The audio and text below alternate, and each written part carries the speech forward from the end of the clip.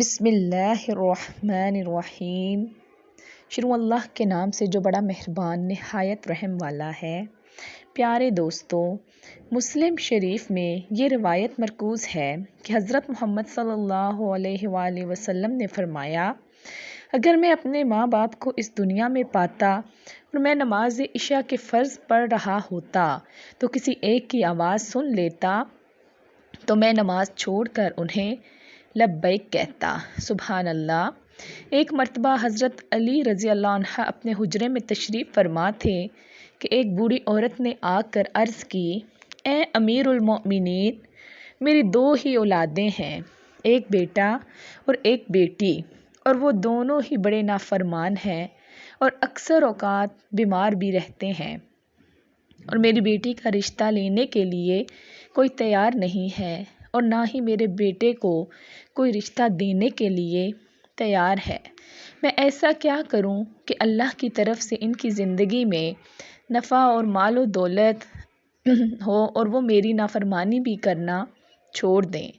میں جو کچھ بھی ان سے کہتی ہوں تو وہ میرا کہنا بالکل بھی نہیں مانتے۔ جو میرا بیٹا ہے وہ شراب اور دیگر گناہ بھی کرتا ہے، میری بیٹی بھی میرا کہنا نہیں مانتی اور وہ دونوں اسلام سے مطابقت نہیں رکھتے۔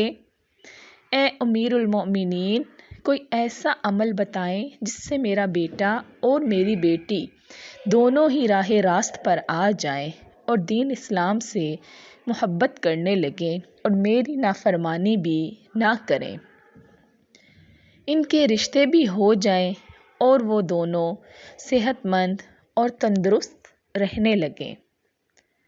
اس بوڑھی عورت کی بات سن کر حضرت علی نے فرمایا، ماں باپ کے ایسے کچھ عمل ہیں جن کی سزا ان کی اولاد کو ملتی ہے۔ وہ عمل ایسے ہیں جن سے اولاد کا تعلق جڑ جاتا ہے۔ پیارے دوستو، امیر المؤمنین حضرت علی فرماتے ہیں، اگر ماں باپ یہ عمل کرتے ہیں تو ان عملوں کی سزا ان کی اولادوں کو ملنا شروع ہو جاتی ہے۔ وہ بوڑھی عورت کہنے لگی، اے امیر المؤمنین، کون سے ایسے عمل ہیں جن کی وجہ سے ہماری اولاد بیماری میں مبتلا، پریشانیوں میں مبتلا، مصیبتوں میں اور دیگر مسائل میں مبتلا ہو جاتی ہے؟ تو حضرت علی رضی اللہ عنہ نے فرمایا، جس کے ماں باپ قرآن پاک پڑھے ہوں لیکن اپنے گھروں میں قرآن پاک کی تلاوت نہ کرتے ہوں تو ان کے گھروں میں بے برکتی نازل ہوتی ہے۔ شیطان کے چیلے ایسے گھروں میں ڈیرا جما لیتے ہیں۔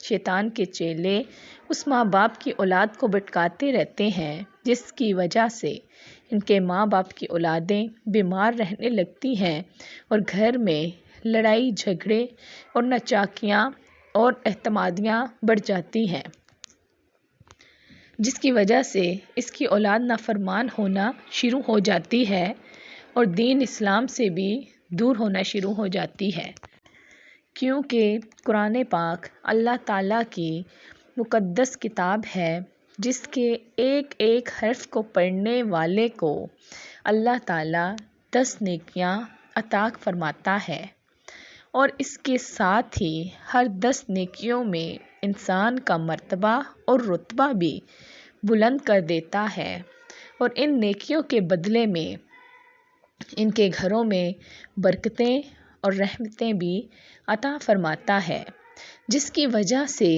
ایسے ماں باپ کی اولاد پر بہت گہرا اثر پڑتا ہے اور ان کے علاج سے بیماریاں اور مصیبتیں ختم ہو جاتی ہیں۔ اللہ تعالیٰ ان کی اولادوں کو قسمت اپنے ایک فرشتے کے ذمہ لگا دیتا ہے، وہ فرشتے ان شیطان کے چیلوں کو بھگا دیتے ہیں اور ان کے گھروں میں برکتیں اور رحمتیں اللہ تعالیٰ کے فضل و کرم سے برستی رہتی ہیں۔ جس گھر میں اللہ تعالیٰ کی رحمتیں اور برکتیں نازل ہو جائیں تو وہاں شیطان کے چیلے کیسے رہ سکتے ہیں؟ پھر اس گھر میں نہ تو بھی برکتیاں ہوتی ہیں اور نہ ہی کوئی مصیبتیں آتی ہیں۔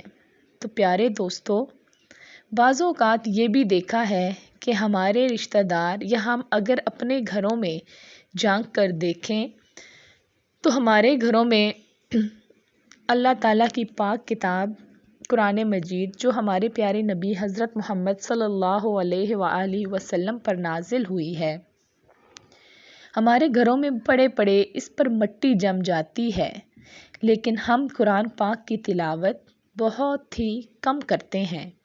حالانکہ ہمیں روزانہ قرآن کریم کی تلاوت کرنی چاہیے تاکہ ہمارے گھروں میں اللہ تعالیٰ کی برکتیں اور رحمتیں نازل ہوتی رہیں۔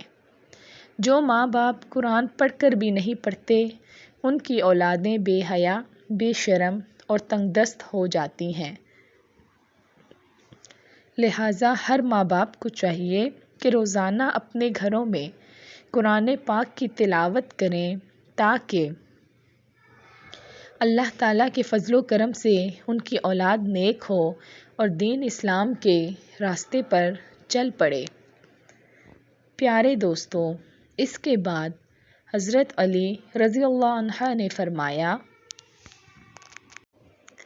جس کسی بھی گھر میں ماں باپ آپس میں لڑتے ہوں اور ایک دوسرے کو گالی گلوچ دیتے ہوں، جہاں پر گالیاں دی جائیں تو صرف وہاں پر شیطان ہی ڈیرا ڈال لیتے ہیں، فرشتے ایسے گھروں میں نہیں آتے ہیں۔ شیطان ایک دوسرے کے خلاف گھر والوں کو بھٹکاتے رہتے ہیں۔ آپ خود سوچ کر دیکھیں، جس گھر میں اللہ کے فرشتے نہ آئیں تو اس گھر میں بے برکتی ہی آئے گی۔ اس گھر میں مصیبتیں اور طرح طرح کی پریشانیاں ڈیرا ڈال لیتی ہیں۔ اس گھر میں رہنے والوں سے بھی اللہ تعالیٰ پھر نفرت کرنے لگتا ہے اور وہ گھر بالکل جہنم ہی کہلانے لگتا ہے۔ دوستو، اللہ تعالیٰ کے فرشتے صرف یہودیوں اور مشرکوں کے گھر میں نہیں آیا کرتے، مسلمانوں کے گھر اللہ کے فرشتے ضرور آتے ہیں۔ حضرت محمد صلی اللہ علیہ وآلہ وسلم کا فرمان ہے، ایک دوسرے کو گالیاں دینا دین اسلام میں حرام ہے، کیونکہ ماں باپ کو دیکھ کر یہ اولاد جوان ہوتی ہے۔ جیسا طرز عمل والدین کا ہوتا ہے، ویسا ہی طرز عمل اولاد بھی اختیار کر لیتی ہے۔ اولاد نے تو یہی دیکھا ہے کہ میرے ماں باپ ایک دوسرے کو گالی گلوچ دیتے ہیں، آپس میں لڑتے جھگڑتے رہتے ہیں۔ اب اولاد سے ماں باپ کو اور کیا امید ہوگی کہ میری اولاد فرمانبردار ہو اور نیک ہو؟ تو ہرگز ایسا نہیں ہو سکتا۔ اس لیے حضرت علی رضی اللہ عنہ نے فرمایا، ماں باپ کو چاہیے کہ دین اسلام میں جو طریقہ بولنے کا بتایا گیا ہے وہی طریقہ اپنے گھروں میں اختیار کریں، اس سے ان کی اولاد پر بہت اچھا اثر پڑے گا۔ اس طریقے سے آپ کی اولادیں نافرمان اور بے حیا نہیں ہوں گی اور وہ طرح طرح کی مصیبتوں سے بھی بچی رہیں گی۔ اپنے گھروں میں حدیث کی باتیں کیا کریں، حضرت محمد صلی اللہ علیہ وآلہ وسلم کا فرمان مبارک سنایا کریں، اپنی بیٹیوں کو حضرت فاطمہ الزہرا اور حضرت بی بی عائشہ کی باتیں بتایا کریں تاکہ ہماری بیٹیاں باحیا اور فرمانبردار ہوں۔ اس لیے ماں باپ کو چاہیے کہ اسلام کی طرز پر ہی بولا کریں تاکہ اولاد ان کی بے حیائی، پریشانیوں اور نافرمانیوں اور بہت سی مصیبتوں سے بچ سکے۔ اللہ تعالی ہم سب کو ایمان اور اسلام کے راستے پر چلنے کی توفیق عطا کرے۔ آمین ثم آمین۔